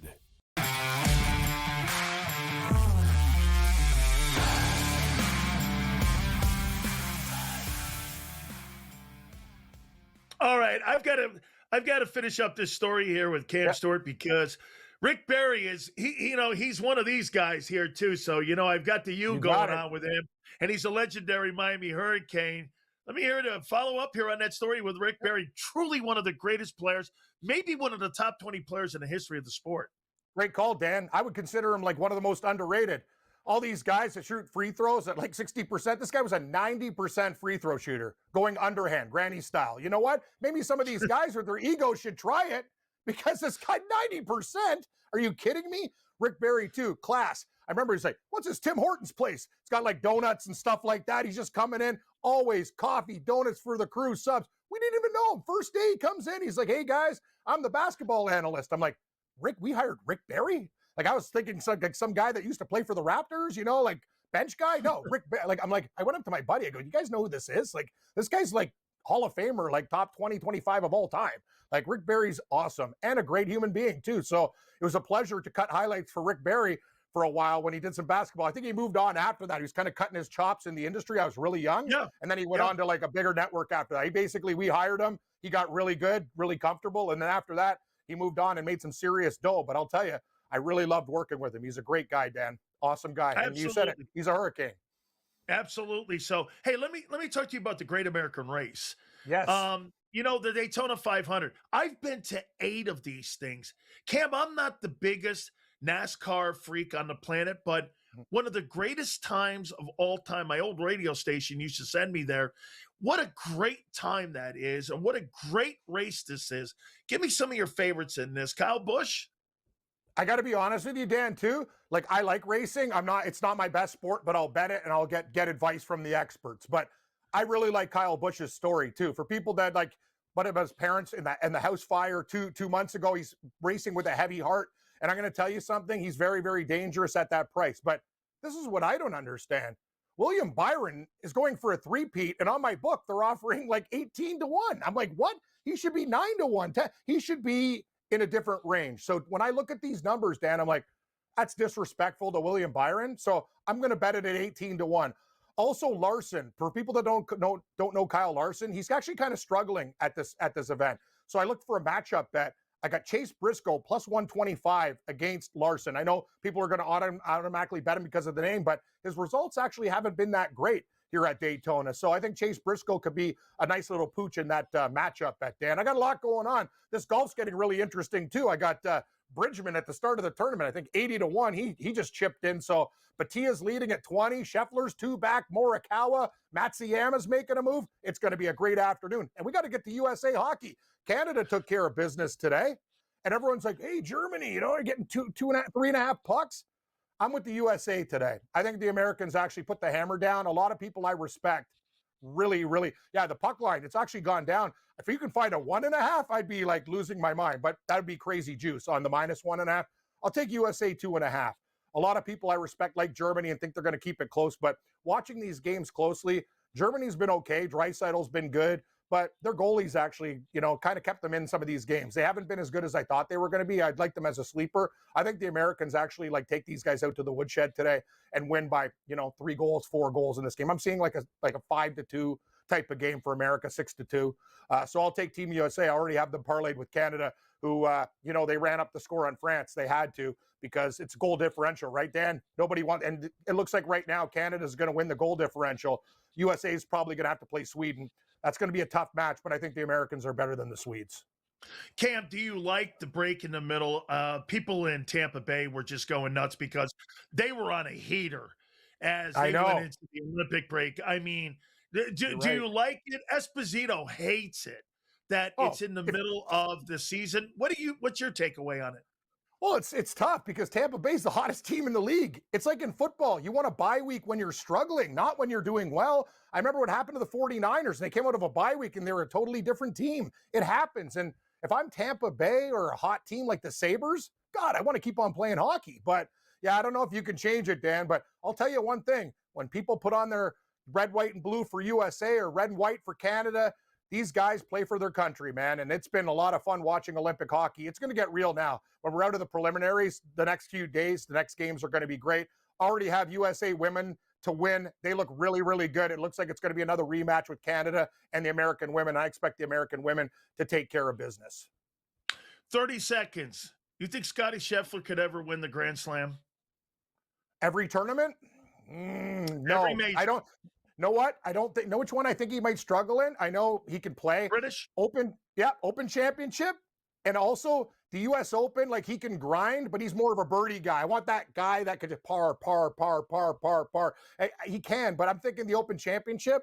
That's going to be tough. I think he can win probably 2 or 3 out of 4, though. Dan, this guy's unreal. Like, he's doing it so quietly too. It's nuts. It's absolutely nuts. He is. You talk about being on a heater. This guy's absolutely out of heater. Cam, I appreciate you, brother. We'll do it again.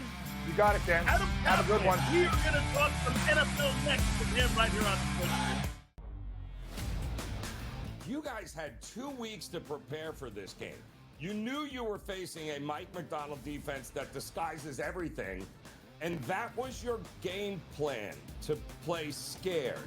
I mean, Mike Vrabel, I love the guy. He played that game, Donnie, like it was a preseason scrimmage in August and not the Super Bowl. The Early Line, only on SportsGrid. Super Bowl Sunday, about $870 million was traded.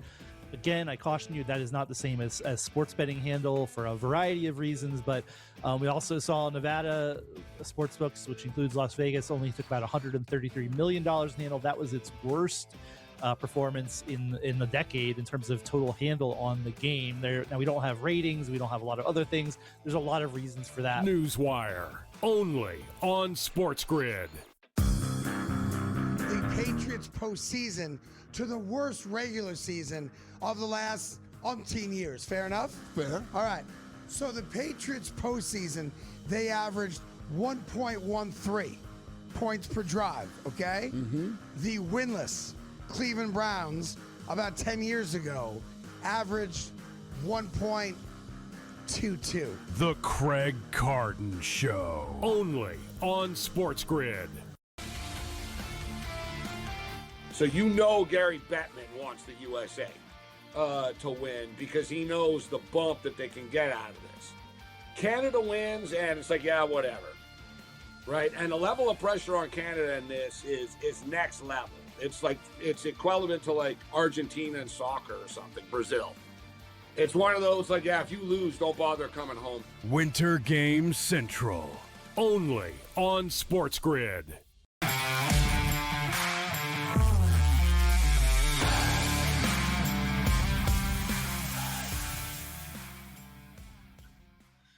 Man, do I love talking football with Adam Caplan. He is one of the most plugged-in guys that I speak to when it comes to the National Football League. My friend is here with us.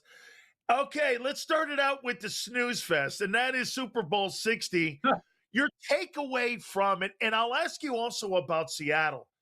Is it a one-year wonder, Adam, or do you think they're built for the next 5 years? You think John Schneider has done a good enough job at building this team? Kenny Walker's going to be a free agent, obviously. There's still some things to decide whether or not you're going to up the pay of Sam Darnold from $32 million. What's your take on that team? Yeah, so let's go to ladder. Let's go to Seattle. Then I got some interesting stuff that I just found out a couple days ago in New England. But, yeah, Darnold, look, they could obviously, because he had a great season. He's got 2 years left on his 3-year deal.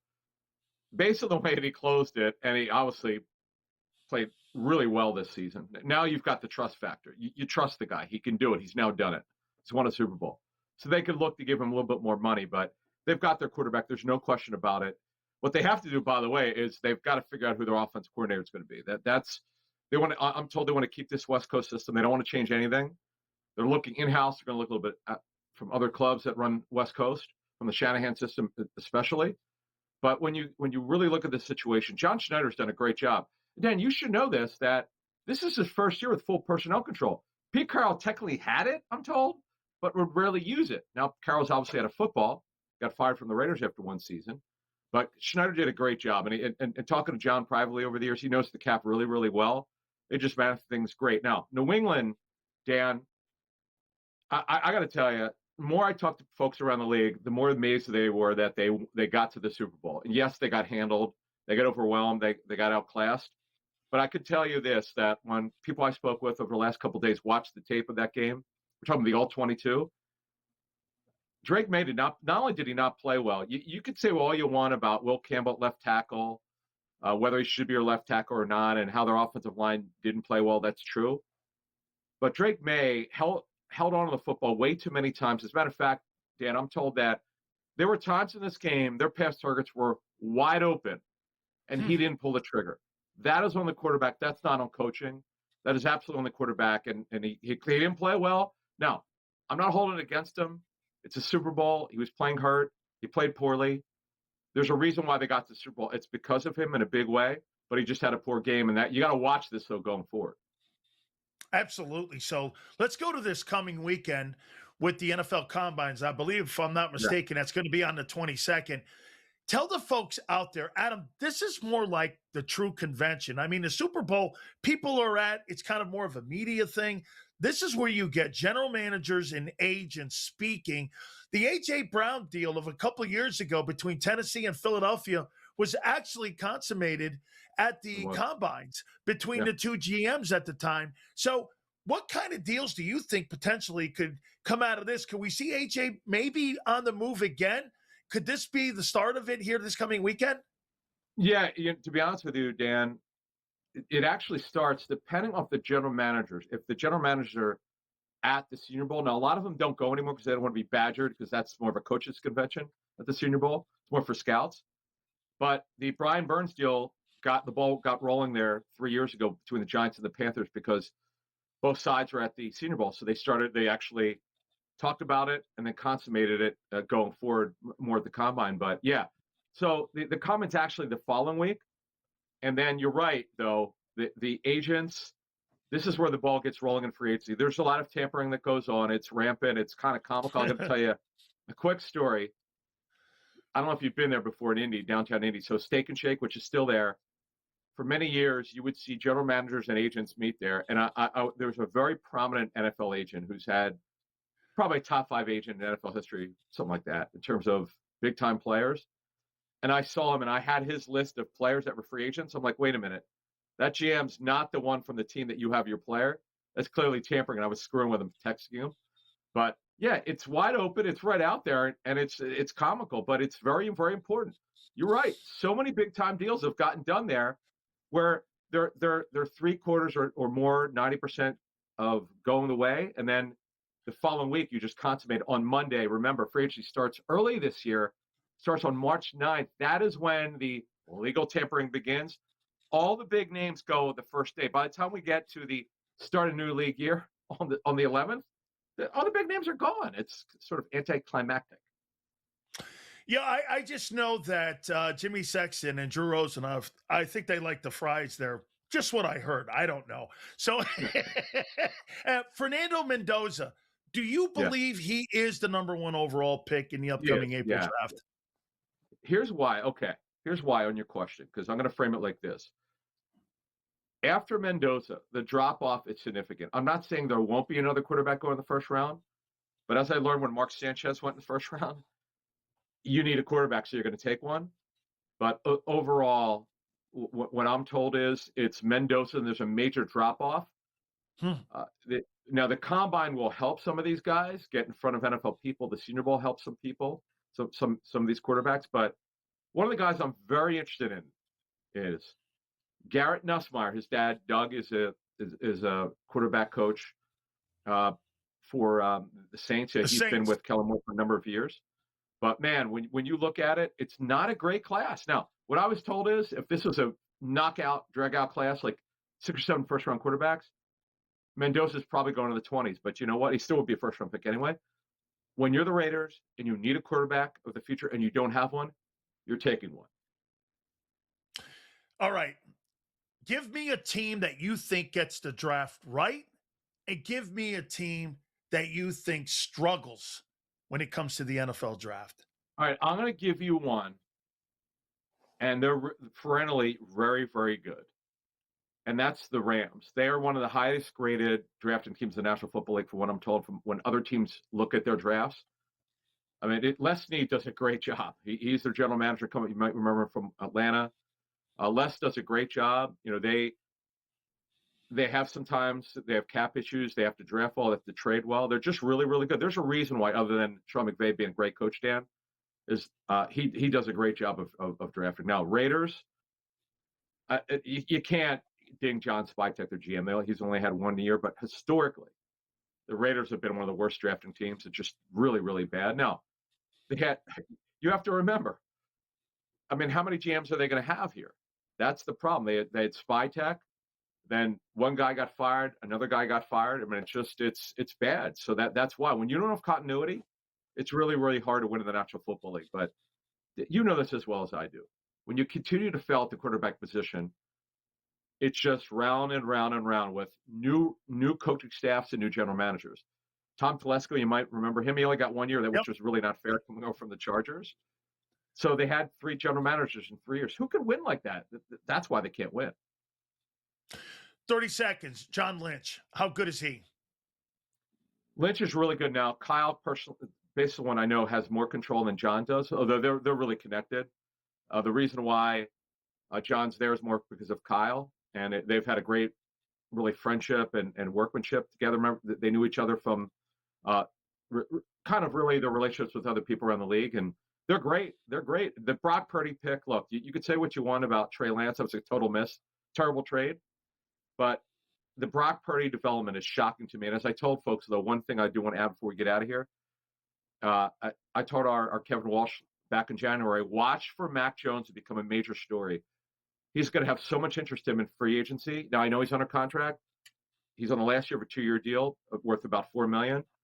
The Niners are going to get major interest. They don't want to trade him, but I'm telling you, they're going to get so much leverage here. They're going to get a lot for him if they're willing to trade him.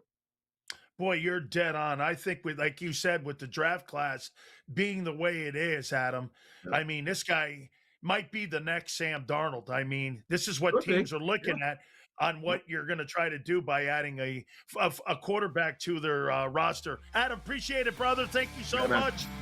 Thank you. The President of the United States pardoned some NFL players. I know you didn't. Talk. I'm innocent. Got the wrong guy. It wasn't me. I didn't do anything. Okay, it was me. I did it. Bringing an owl to an interrogation? That's a power move. Every time. Yeah.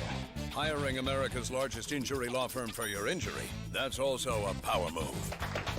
Morgan & Morgan, America's largest injury law firm.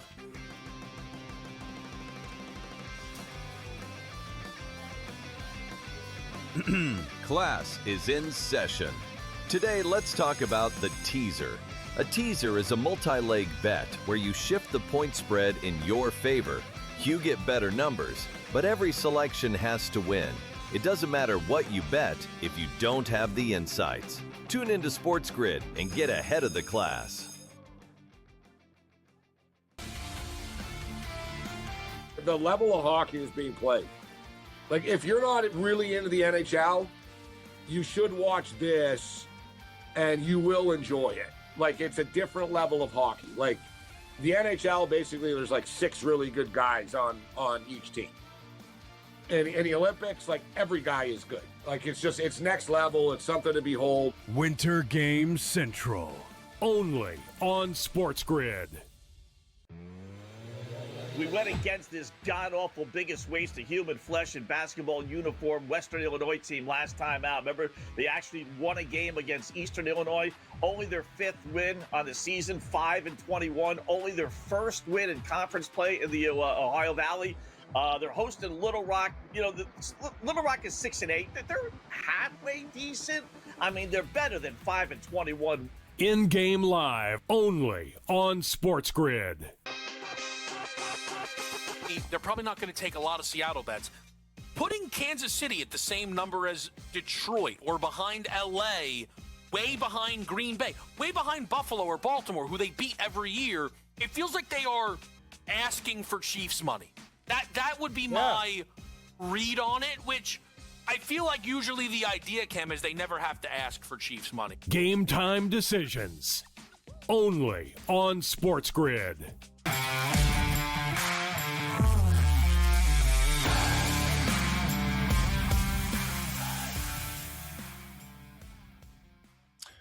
So the president of the United States, Donald Trump, has pardoned some players that had some legal issues in the past. Joe Klecko, one of the legendary players in New York Jets history, was just recently inducted into the Pro Football Hall of Fame. A former teammate of mine, Nate Newton, Jamal Lewis, Travis Henry, and of course the former Heisman Trophy winner, Billy Cannon, who were pardoned by the president of the United States. You know, I was asked a question earlier this week.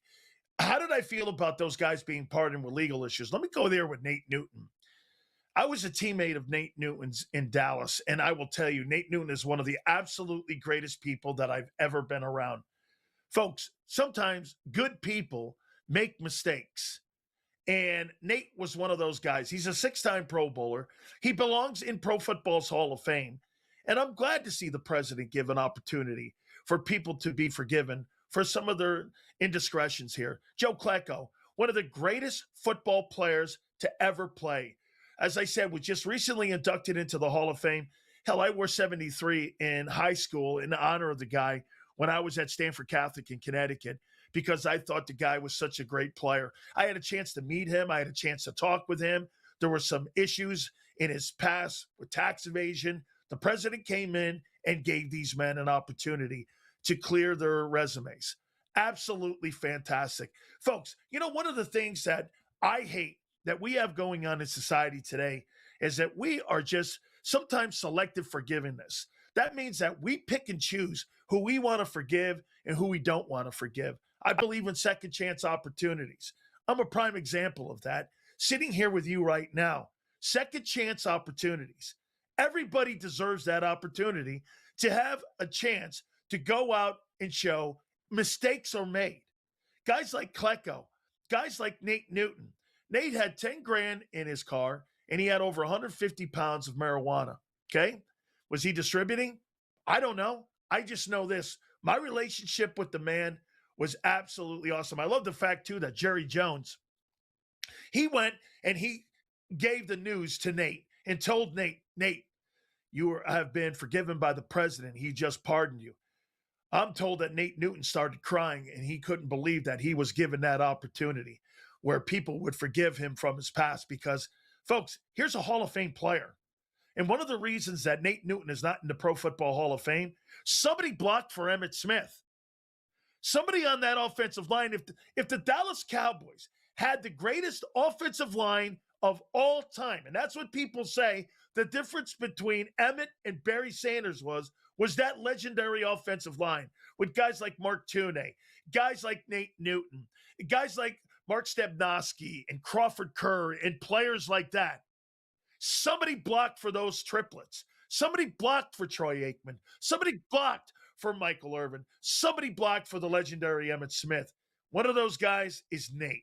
Nate, without a doubt, was one of the most legendary players in the history of the National Football League. But this has hung over him for the longest time. And selectors, we see what goes on here with this recent selection committee on what they did with Bob Kraft and also with Bill Belichick. They hold agendas against players like this.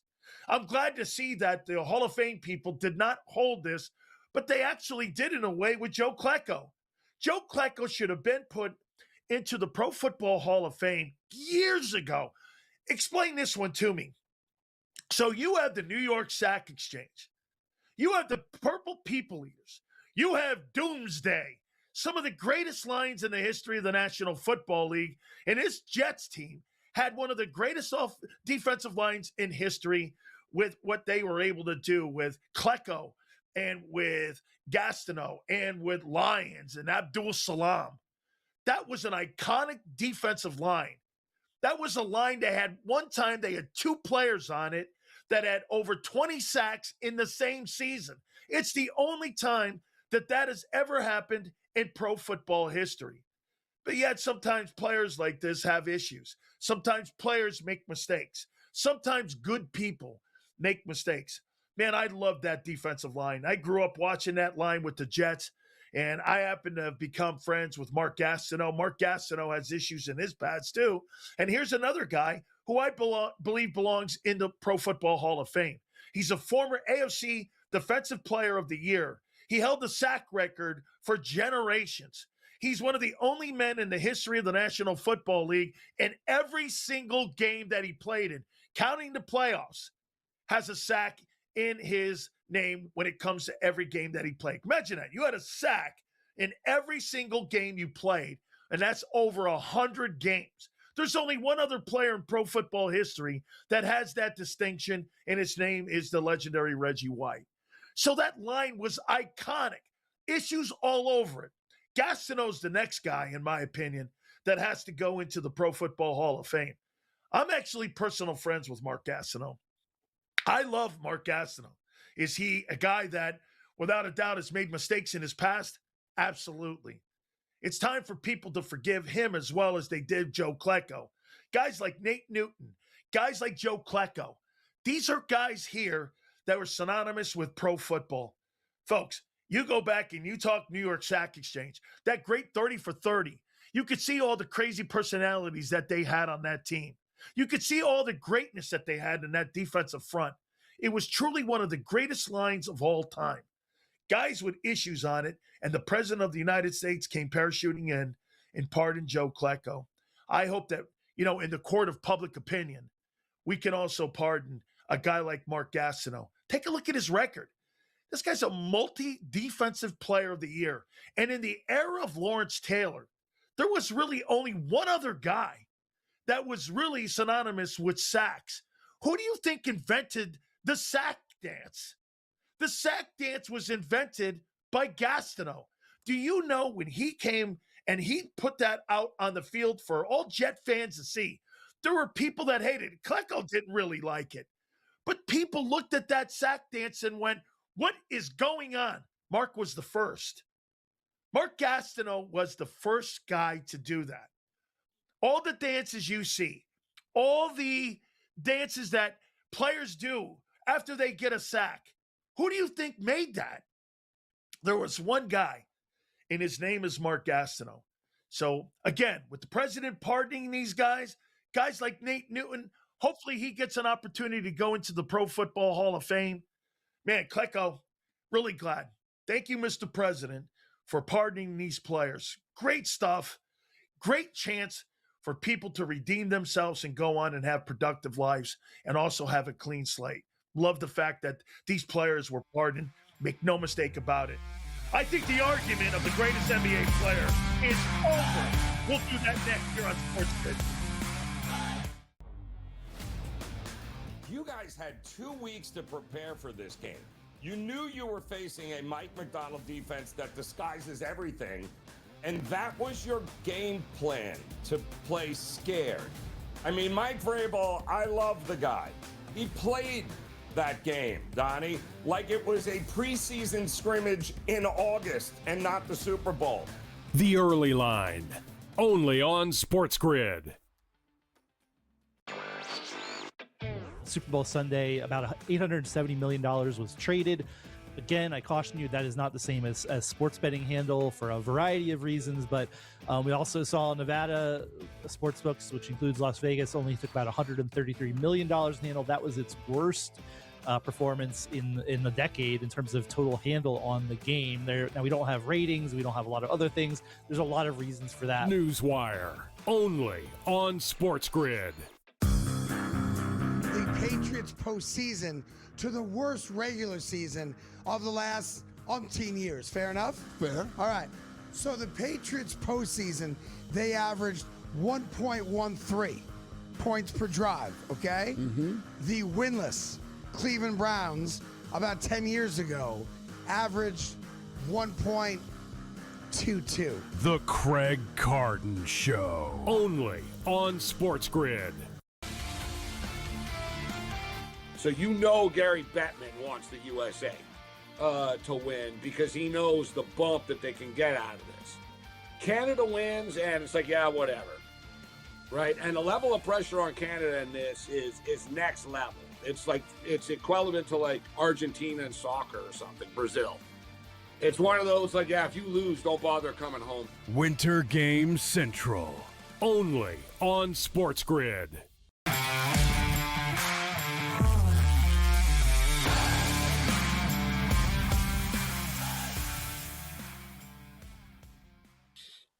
I love it. My team with AJ and Robert today. So, I'm getting ready to talk about the greatest player in the history of the NBA. They go, Sills, I found this little nugget here for you. And, of course, anything to do with Miami Hurricane football. There you go. Malachi Toney. There he is right there on the cover of College Football 27 EA Sports. And that is awesome. Let me give you a little background on this kid. This kid was 17 years old at the start of the season. He's now 18 years old, and he might arguably be the greatest wide receiver in the history of our program. That's Andre Johnson. That's Eddie Brown. That's Michael Irvin.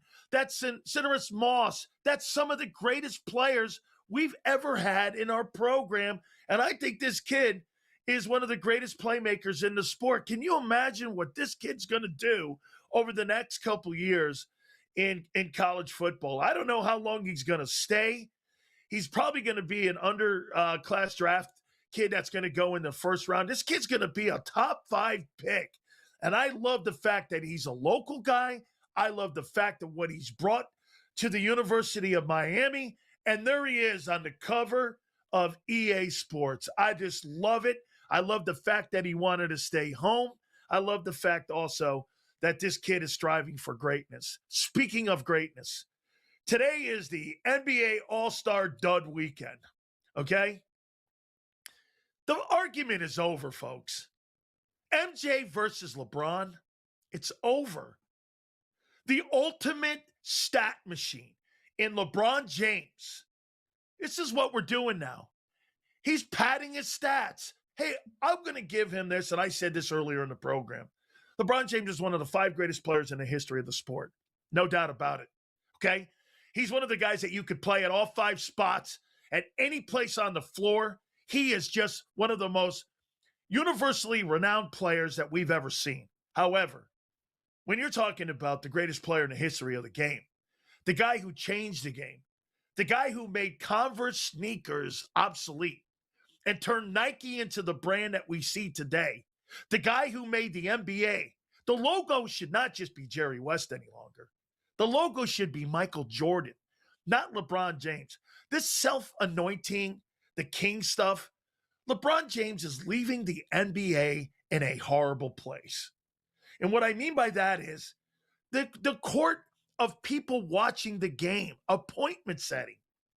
Nobody's going to watch this all-star game today. Wait till the numbers come in and you see who's not engaged. How can you call yourself the greatest player in the history of the sport when this could absolutely be your last all-star game? How could this be? How could this be a moment where people would say, I got to see this.